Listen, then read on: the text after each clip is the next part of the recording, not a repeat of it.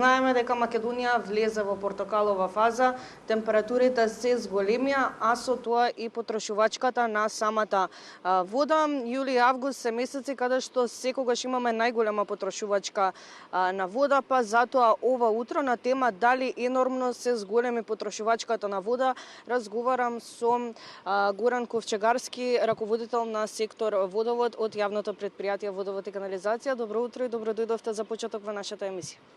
Добро утро, поздрав до вас и до гледачите на Телма телевизија. Кратко и јасно, дали имаме енормно зголемена потрошувачка на вода за почеток?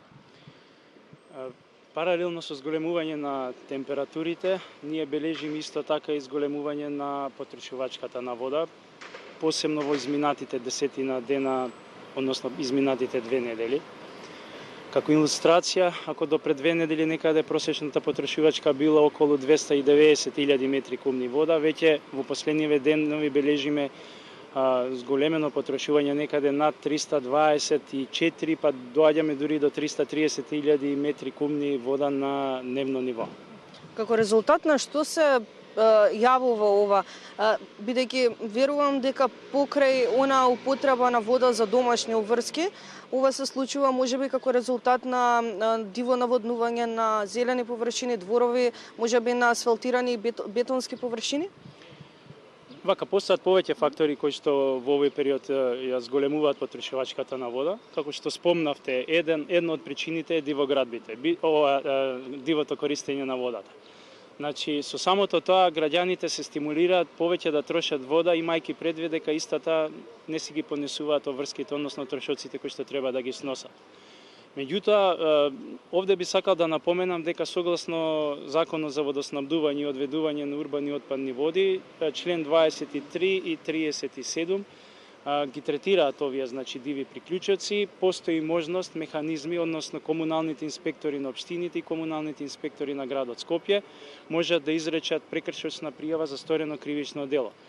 И на тој начин граѓаните, значи, би требало навистина да размислат пред да се одлучат на ваков чекор.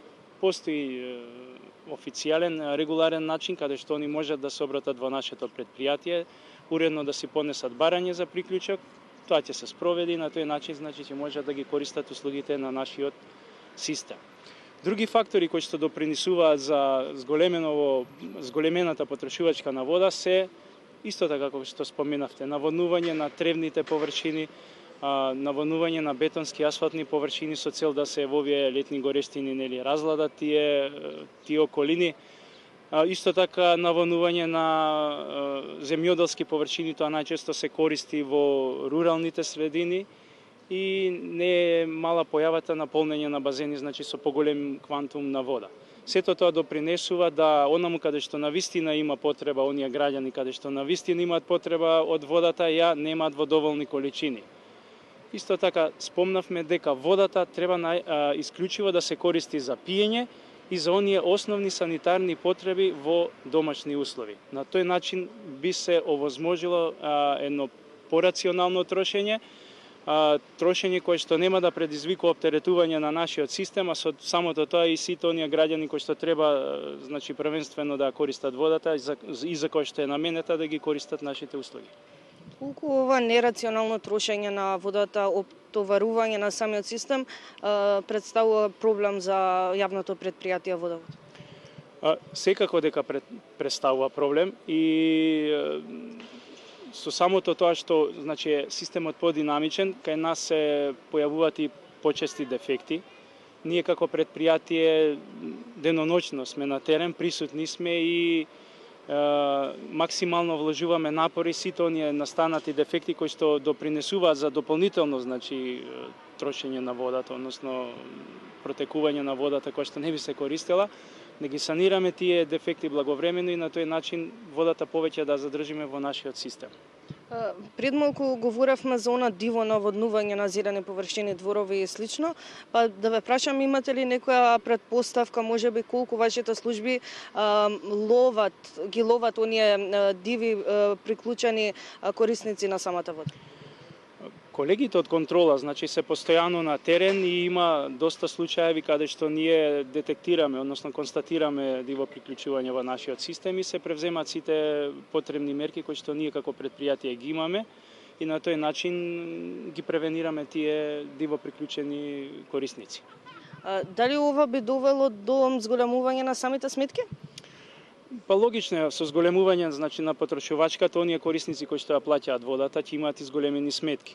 Меѓутоа, од друг аспект во смисла на тарифите, односно цените за тарифите на водата, тука надлежноста е на регулаторната комисија за енергетика и на водни услуги. И тие тарифи зависат претежно од инвестициите кои што ние ги предвидуваме и од трошоците кои што ги имаме за комплетното одржување на системот. И во таа насока не очекуваме некои значителни поместувања, односно не очекуваме покачување на цената барем во овој период. За крај уште еднаш да напоменам, иако мал дел кажавте во текот на разговорот, апел до сите кои што не гледаат како до правилно менаџирање со самата вода.